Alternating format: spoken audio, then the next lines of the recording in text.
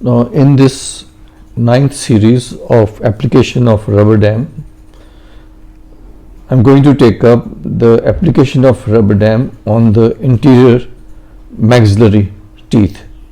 Same thing is true for the mandibular teeth also. These are the clamps 1, 2 and 3 clamps which are used for the application of rubber dam on the interior teeth. First is this clamp. This is particularly used when we are isolating a single tooth. Now in this we have one convex curvature and then there is a concavity and goes in. This part which has a concavity has to be placed in many instances on the palatal side. The other clamps that are used for isolating the tooth with a rubber dam is premolar clamps. This is the premolar clamp, right? And this is another one, premolar clamp. It is normally 2A marked on the clamp with the hygienic product.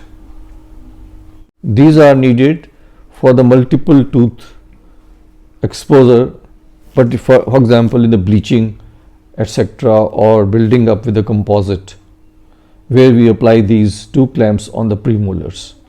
The single premolar clamp like this can also be used on the canine which is bulkier, because the interior clamp, that is this, I just show you here,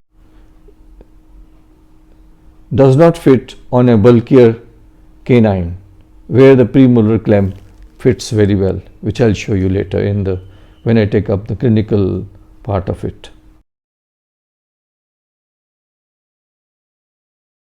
In this case we have to apply rubber dam on 3-2. So we go to 3-2 and make a punch.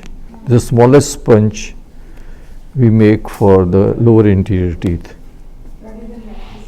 As I have explained you that I am applying this single-handedly. So I have to see the tooth through this hole, and this is the one. So you slip it with your hand, hold it, and then apply it on the buccal side, and then you apply it on the lingual side and leave it. So we have almost done it. Now I place the frame below the rubber dam, so it is all done. This is what it is. In this clamp, the one wing which has a concave area is pushed lingually so that we can get more space to work.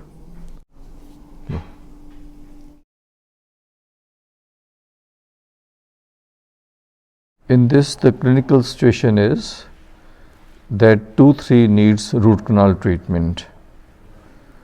Now if you view this tooth, the buccal lingual dimension of the tooth is quite big, so we cannot fit the anterior clamp in this. So we are going to use the premolar clamp. After we have punched the hole, we go into the tooth and stretch the buccal side and the palatal side. Palatal side is stretched, is naked. See that the palatal side is whole exposed. Then take the rubber dam clamp and put it and leave it. That the frame is kept right in the center, parallel to the upper lip. It is bilaterally stretched, and the rubber dam following the top portion, the top hooks, is stretched, and bilaterally it is fixed.